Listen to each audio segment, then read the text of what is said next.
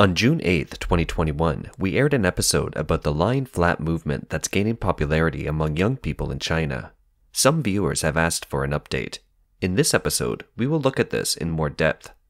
Lying flat, or tang in Chinese, describes a phenomena among young people who, instead of striving for higher pay and social status in life, choose to simply lie down and give the bare minimum. They don't buy houses, cars, fall in love, get married, or have children. Instead, they work at low-paying jobs or not working at all to maintain a minimum standard of living. How did this idea start in China? Let's look at the following video. This is a street in Guangzhou in March 2021, where bosses are lining up to be selected by workers. Most of these bosses are owners of garment factories. According to the Chinese media, factories in this area used to pick workers by posting an ad.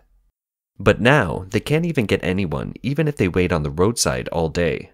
Young people are reluctant to join the industry, and those who do would rather work as casual workers than as permanent workers. As a result, the owners have to come out almost every day to recruit new people. This is not only happening in Guangzhou. In the southern coastal provinces of eastern China, there are many manufacturing industries that are low cost and low profit, offering low-wage jobs that are labor-intensive. In March 2018, the Chinese media published an article describing the annual recruitment difficulties faced by many factories after the Chinese New Year. It says migrant workers who entered factories 10 years ago have a higher endurance for hardship and work intensity. It writes, in the past 10 years, the economy based on internet platforms has developed rapidly in China. Compared with traditional factories, takeout and courier delivery have flexible working hours, and the income is not less, so they have advantages in attracting workforce. Traditional factories have a much harder time finding skilled workers and workers willing to do hard labor. In April 2021, a young man published a post on the internet. He described his lifestyle of lying flat at home for 2 years. It is basically not working, not laboring, occasionally doing odd jobs, and spending only 200 RMB or $31 per month. He concluded, lying flat is justice. From the end of May to the beginning of June, lying flatism was all over the Chinese social media platforms and became a hotly debated lifestyle among young people. The young man who posted about his lying flat lifestyle was crowned as the master of lying flatism.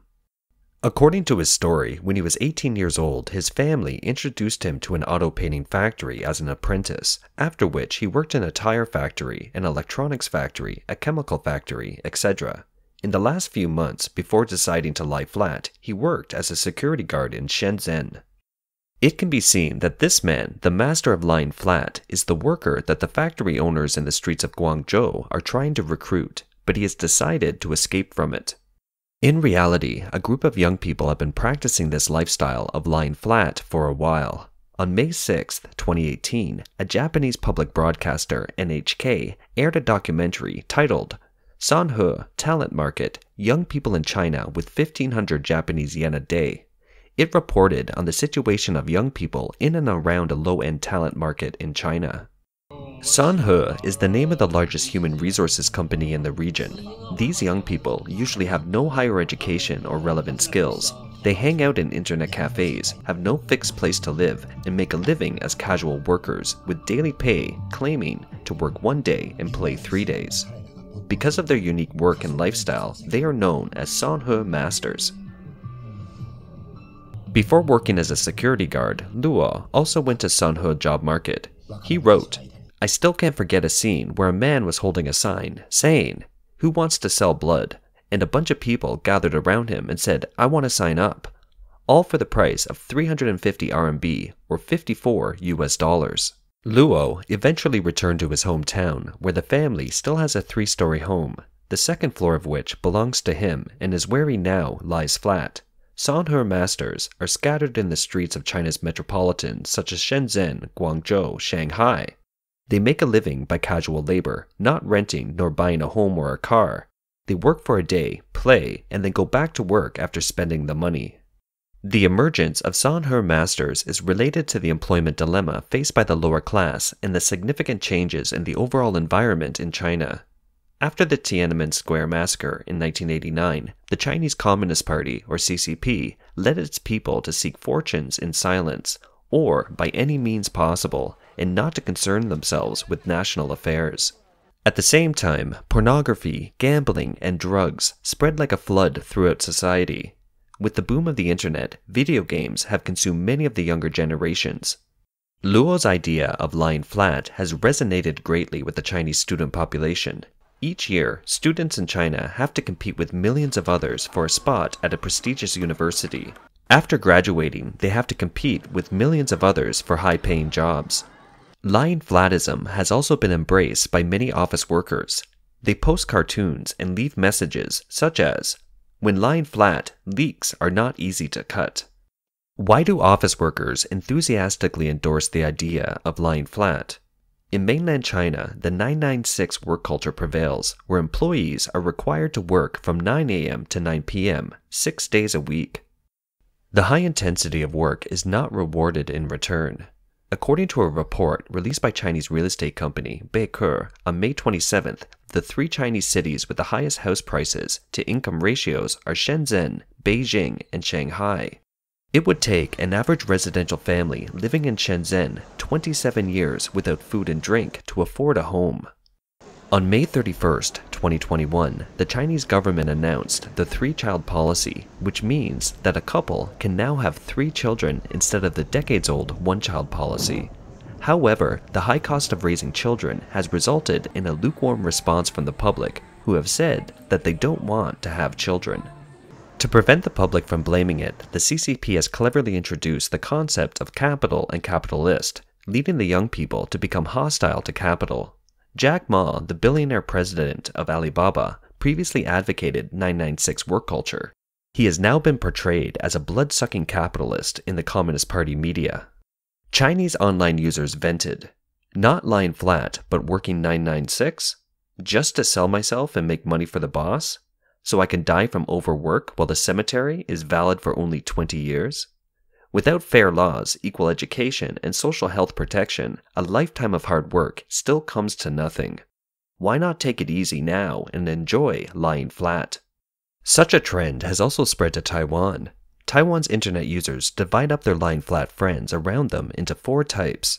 The first type is a complete lying flat. They don't work and receive government subsidies, taking it online to complain about social injustice every day. The second type is semi-lying flat. They work conscientiously, but never consider finding a mate. They spend most of their time doing things like playing video games at home or investing in a subwoofer project for their pleasure. The third type is slightly lying flat. They work hard to earn money and invest, capable of buying a car and a house. They feel liberal about relationships, not committed, and advocating no marriage and no children. The fourth type is lying flat in marriage. Couples split everything 50-50, from house chores to money, living in a 2-person world without any children. The discussion of lying flat has spread to the US as well. A senior fellow at the Manhattan Institute in New York writes in a Bloomberg article, "Upper middle class, well-educated young Americans are getting in on the protest movement started in China." She points out that Gen Z and millennials are leaving the workforce in record numbers. It's due to high unemployment benefits and stimulus payments, policies. In addition, due to the global pandemic that essentially shut down the entire country for 18 months, many people later find themselves flush with savings.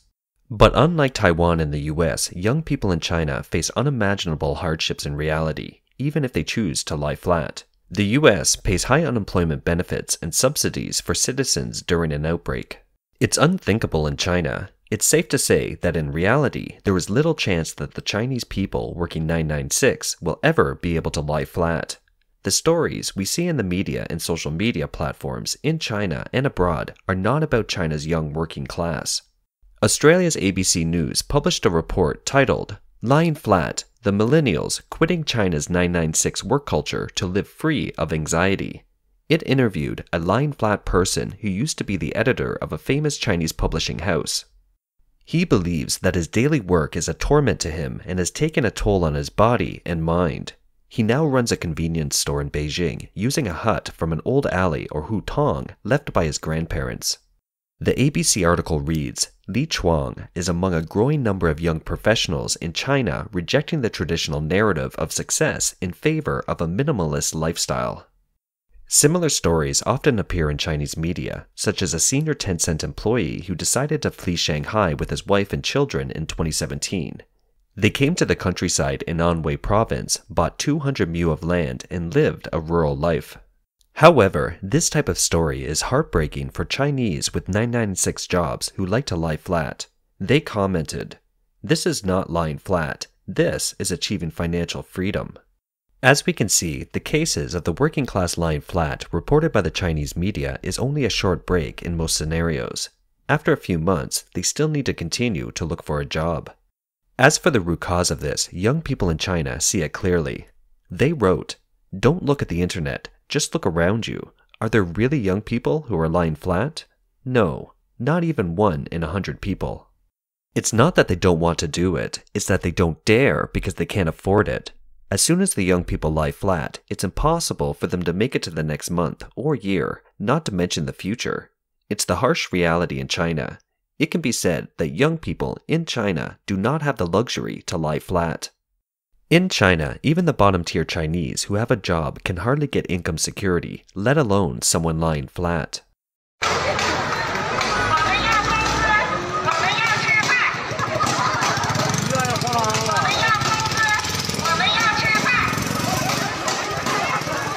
换个工人8个月没开工资了，8个月了。8个月1月多少钱呢？650。650，这是大家给没有给这个证件反映过呀？反映过，那光退户，今个后拿。光退。哎，对。27铁路口要工资要不到，员工堵住路口不让走，1辆车都不让走。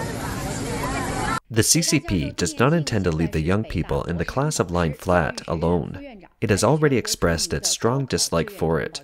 The government needs a productive young workforce, which is especially important in dealing with the aging population. As a result, the official Chinese media has referred to lying flat as a threat to national stability and called it shameful. Online discussion of the lying flat movement has also been censored. As we mentioned earlier, this generation of young people has a different philosophy from that of their parents, as they do not want to be bound by the strict management of factories. Since November 2020, Chinese regulators have taken more than 50 actions, at least one per week, against sectors such as internet companies, the after-school training industry, takeout platforms, video games, and medical and beauty care. Why? One of the main reasons is that most of the industries under purge are service industries. Beijing hopes that the economic restructuring will drive the labor force to the manufacturing factories, thereby helping the factories to lower their wage costs and stay afloat. The CCP believes that industries such as takeout and gaming have contributed to laziness and homestaying among the youth. The expansion of universities has created a large number of highly educated graduates without a job market. Then the suppression of education and training industries will, to a certain extent, also divert some students to the technical colleges needed in the manufacturing industry. In other words, the CCP is besieging young people trying to lie flat at every turn. Lying down in China is more of an attitude or a dream.